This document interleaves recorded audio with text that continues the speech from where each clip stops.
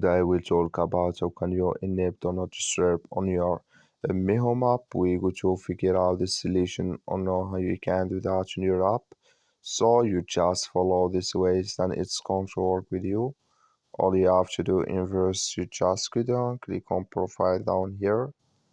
So then it's going to take you to your profile. It's going to show for you like this here.